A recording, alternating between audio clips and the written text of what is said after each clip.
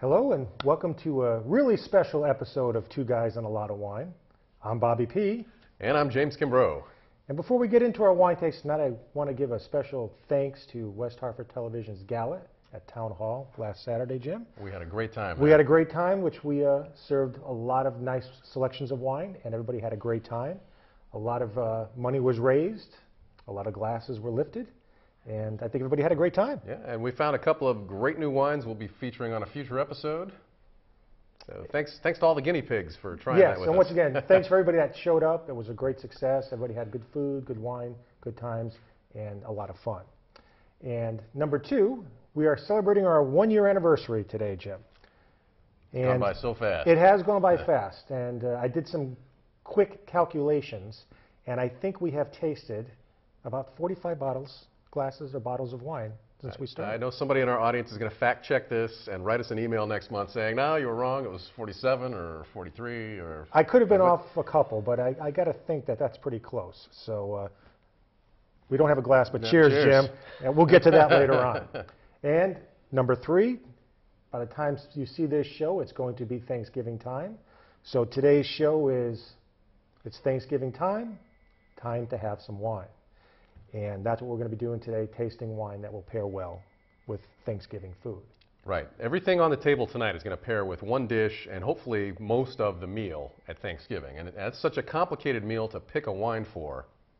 Typically what happens is there's turkey, there's stuffing, there's gravy, cranberry, pearl onions, as well as in some kind of vegetable. I mean, it's just a wide variety of flavors and tastes, and not to mention the turkey, which has the white meat and then the fattier dark meat, which are both fatty in texture and taste.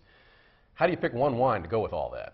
Very difficult. It is very difficult, and even though turkey is a meat, and even though the dark meat can be considered a heavier meat, it's tough to pick a red that goes with a turkey sometimes. It is. It really is. And we're going to show you 5 different wines tonight that will work with all that. I'm going to say if you're going to buy just one wine, go with a sparkling wine or a champagne. A Spanish cava or an Italian prosecco. Typically that will hold up well with just about everything you're serving for Thanksgiving. But we're going to be a little more adventurous tonight. We're going to try 5 different wines that'll work with most of the meal. And if you want to do like we do, you can serve a white and a red with the meal. That way you give your guests some kind of option with whatever they're eating. Yeah, I think the option's a big deal, especially for my family and friends that come over. Some people like a white, some people like a red. But as we always try to do, at least I always try to do when different people come over, I try them to taste a lot of different things. And we actually tried to do that at the gala. We're going to be tasting a wine shortly that I really tried to push that night, but people were still afraid of it for some reason. They fought me on it. They did. But we'll talk about that in a little while. And I think one of the first wines we'll be tasting tonight, which is, I've always been a big fan of a Riesling. It's not always easy to drink a Riesling sometimes because you never know what you're going to be eating with it, but... They tend to be sweet, and people are afraid of the sweetness. They're afraid of having too much kind of a sticky, syrupy thing going on in their mouth, and the one we have tonight is going to be a big surprise. So let's go ahead and... It's called Little Black Dress. It is a California vineyard. This is available locally, and they have a lot of different varietals, but this is a really popular one and highly rated one. So we will try this right now and see how it affects our taste buds. You're right about Riesling. Sometimes they can be very sweet, though not as sweet to me as a Chardonnay. I get a little floral note off of this, but very not mild. overwhelming. Not overwhelming at all.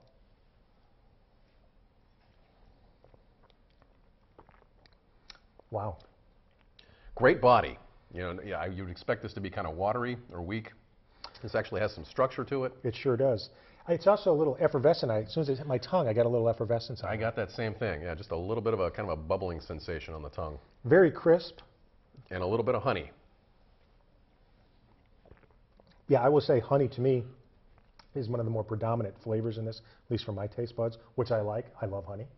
Obviously, you don't want to drink a jar of honey. No. But it's subtle enough to still make it very crisp and very refreshing. Yeah, and this would go well with the mashed potatoes, the stuffing, and the turkey for Thanksgiving. And we should point out, Riesling, Jim, I don't know if we've discussed a Riesling before, but should that be slightly chilled or cold like a Pinot Grigio? Yeah, you want this cold. This is in the Pinot Grigio temperature range, about 48 degrees. Got to finish this little sip. I never checked the legs on this, but I was looking at the glass now. There's still some left. There's still some. You finish that glass, and there's still something clinging to the inside there. So it's a great body. I would also say you could probably also serve this as maybe as an aperitif or. Yeah, you do this before the meal. You could do this after the meal. The only thing I wouldn't do is pair this with pumpkin pie or pecan pie. Those are going to be too sweet for this wine. Good point. Honestly, everything we're trying tonight, you probably want to skip for the dessert phase of the meal. Maybe move to coffee, or if you have a port, that would go well with pecan pie and pumpkin pie. Did he just say coffee? I can't believe it. I said don't drink wine. We'll let you slide on that one. So I got to say that was a very big surprise for me. I've heard of Little Black Dress Vineyards. I know they made a good Riesling. I'd never tried it until tonight. I liked it. I'm giving it a thumbs up. Definitely thumbs up on this one. So Mr. Turkey and Mr. Riesling will go good together. Absolutely. Along with some of the other food in there. So now we come to the one that I tried to push at the West Hartford Gala on Saturday. It is a French Malbec Rosé, which I think probably scared some people when they hear Malbec Rosé. Yeah, people don't want to drink rosés, and I don't know why. They made a big resurgence recently, the last 3-4 years. They've got a lot of interesting notes to them, the aroma, the flavor. Let's go ahead and pour this one and see what we get out of this. But yeah, and which is surprising because it's the Malbec grape. Yeah. And I was sure that people, since we were serving a Malbec that night, that there'd be a lot of... Everybody drank the Malbec. They kind of shied away from the rosé. Nice clear color. A little bit of a sweet aroma. But mild.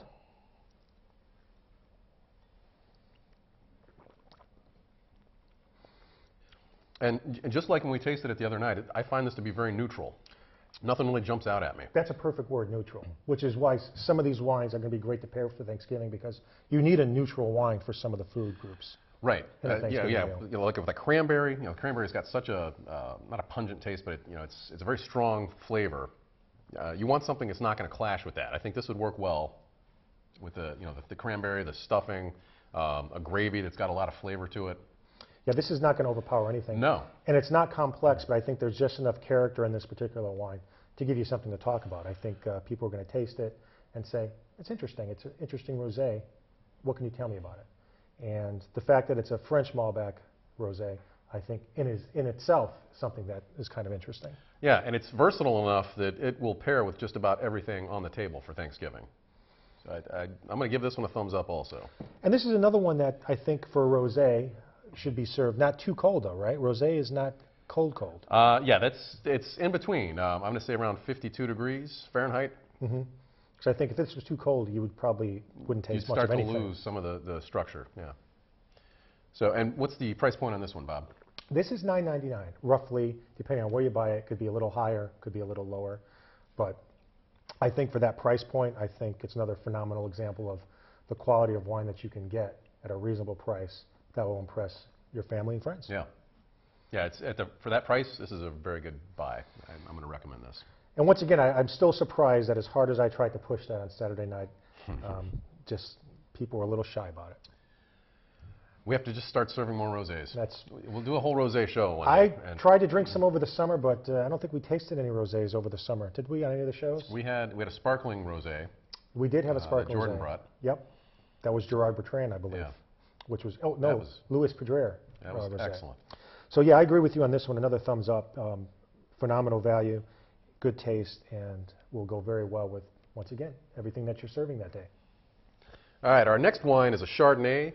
We have not tried this yet, and actually... this is our first Chardonnay. This is our first Chardonnay on the show. Bob and I are not big Chardonnay fans. For Thanksgiving, you don't want a Chardonnay that has a lot of oak or a lot of butter because that's going to clash with everything on the table. So I tried to pick something that was a little more neutral, kind of like the rosé we just had. It was just going to sit in the background, not really clash with anything on the table. And we'll see if I succeeded. I have faith in you, Jim. A lot of legs on that.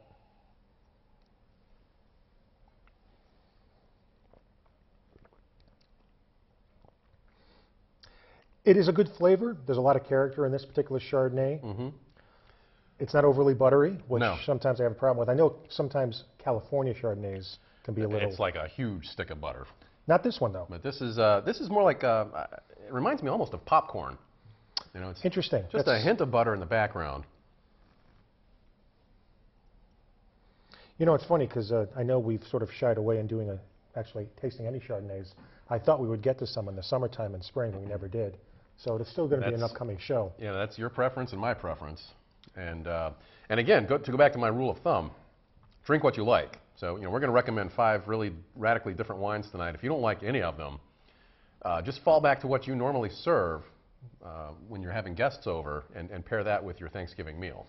But remember Jim's advice. Drink what you like, but at least don't be afraid to taste something you haven't tasted. Yeah, try it before you buy it. So if don't shy away from it like they did on Saturday with the rosé, because they didn't know what it was. Try it. I'm sure you'll like it, and if you don't, you can at least say I gave it a shot. Yeah. So have you said this is the first time you've tasted this? This is the first time I've tasted this one. I had another one. It was this is called the Divining Rod. This is an excellent Chardonnay. It's very neutral. It does not have anything that jumps out at you. You know, I'm getting a hint of butter with the Catina that we're drinking right now. The Divining Rod, I didn't get anything at all. And so I would recommend this one for Thanksgiving as well. But the Catina...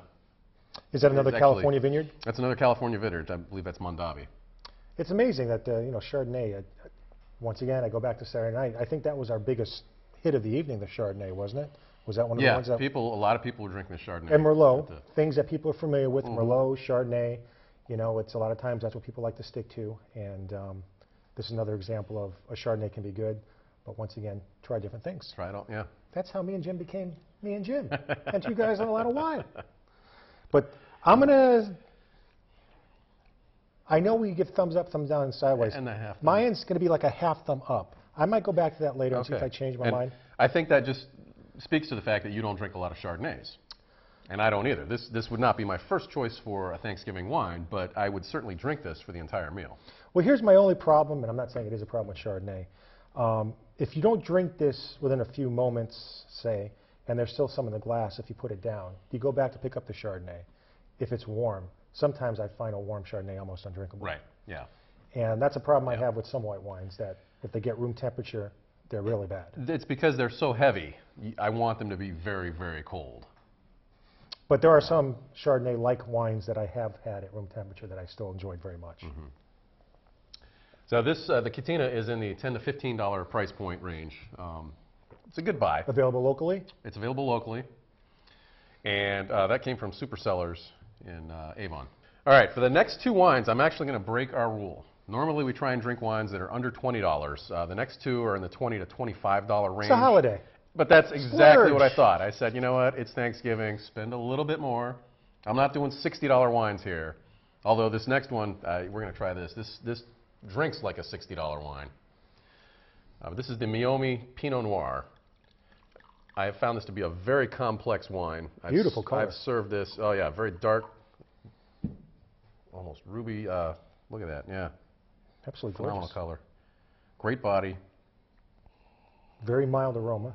You get some kind of cola notes with this.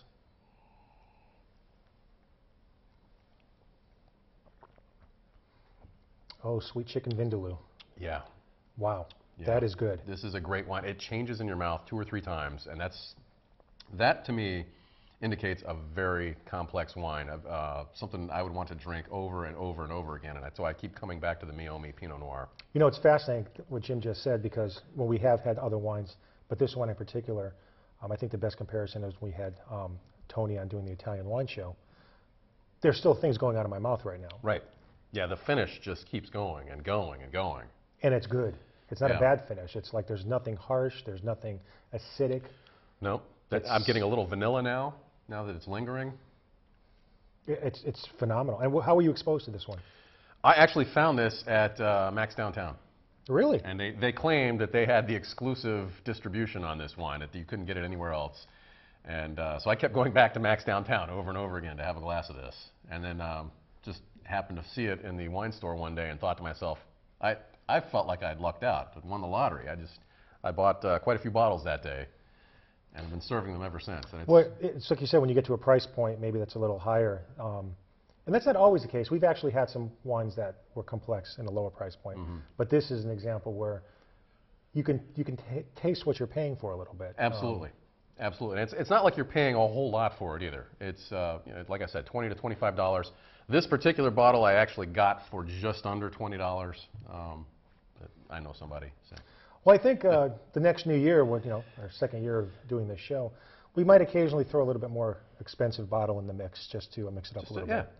We figure our listeners are getting a little bit more sophisticated and what they like. And even though the concept of our show is still going to be wines under $20, because I think that's what most people enjoy, we'll throw an extra bottle in there that's a little higher price point. And I think that'll be enjoyable, because this is really, really good. Now, something like this would pair well with both the white and the dark meat on that turkey. Absolutely, yeah. Now, are you a proponent of, depending on how big your family is, would you have a glass of white and a glass of red if you could do it on your table? Absolutely, I do both, and I'm not ashamed. I've seen them do it. Red and white, and I like to try both wines with everything on the plate just to see how they're going to interact with the food. And it slows the meal down. It does. People tend to eat so fast at the holidays. You go through all the trouble of cooking, all the trouble of putting it on the table, and before you know it, it's gone. Yeah. When we have holidays or any type of celebration, I like to, like you say, drink wine, maybe have 2 different types of wine on the table, drink a little bit of the wine, talk about it, and eat the food at the same time. It slows the meal down, which is healthier for you, and you get more enjoyment out of everything on the table. Absolutely. And that's what Thanksgiving's all about, enjoying the food. As long as we don't have any bad weather during Thanksgiving. Well, this is definitely a big thumbs up, Jim. I got to say, I'm really pleased with that. That's really, really nice. I could spend the rest of the show drinking just this. I could see that happening, actually.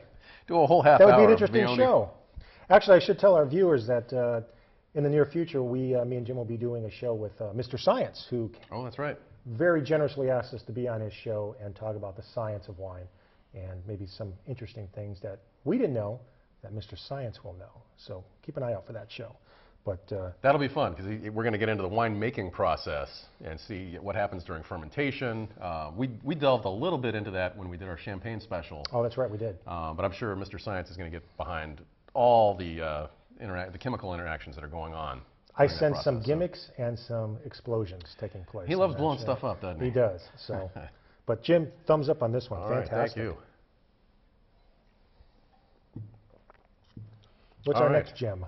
This is the Gerard Old Vine Zinfandel. And a lot of the information that you find, if you're looking online for good pairings for Thanksgiving, most people try and steer you away from something heavy like a Cab or a Zinfandel. Correct. But then there is a school of thought that says you can go the complete opposite direction and do a Zinfandel pairing with your Thanksgiving meal. So we're going to try this right now. I have served the Old Vine Gerard on several occasions. I think I have actually had it, but it's been a while. It's been a regular in my wine cellar, and I love this one. But we'll see how this goes with Thanksgiving. Before we even drink that, camera probably can't pick it up as well, but that is a beautiful, dark, ruby color. Yeah, and look at the legs. Phenomenal legs on this. And I love Zinfandels. I think we've actually had a Zinfandel recently. I think a Black Ridge Zinfandel, which I think you liked a lot. I love that one. And for those of you who, when you hear the word Zinfandel, you think of, the old school. The white Zinfandel. White Zinfandel. Yeah. Okay. No, this is something completely different. Completely different. Yeah, the white Zinfandel tends to be very sweet. I would say cloyingly so. And it's actually an entry-level wine for a lot of people. It's the first wine they ever have, and that's what gets them drinking wine. But the red Zinfandel, so much more complex. Look at that. I get a lot of smoke just on the nose. It doesn't disappoint. I really love red Zinfandels. Now, compared to everything else we've had tonight, this is a much heavier wine. It is much heavier. Yeah, we should say right off the bat, but not heavier in a cloying kind of sticks to your esophagus going down type of way. And this will still go well with turkey. The mashed potatoes, gravy, stuffing. I don't see a problem with this. The cranberry might throw you off a little bit, and that's going to throw off most of the wines that we presented tonight. And the infamous cranberry. I think the rosé would go well with the cranberry, and you could probably get away with the Riesling. Yeah. With the cranberry. The cranberry's tough, because I know there are some vineyards, even in Connecticut, that do a cranberry-based wine. But even that, I think, I actually like a cranberry juice, but a cranberry wine, even as a liqueur, to me, is a little overpowering. But do you have, for your Thanksgiving meal, do you do cranberry sauce or do you do cranberry relish? Do you have some It's kind more of a jelly type thing. A jelly thing? Yeah, Okay. yeah. And I'm not actually a big proponent of the jelly. I like a cranberry juice, Yeah. but the cranberry jelly, so I'm a little on the weird side. But And my family actually makes a cranberry relish, which is kind of, it's the raw cranberry chopped up and then there's some other ingredients added in there. So, I mean, you're getting all of the cranberry when you eat it like that. You know, Thanksgiving is one of those fascinating holidays where there are so many unique individual foods that are on the table. Yeah.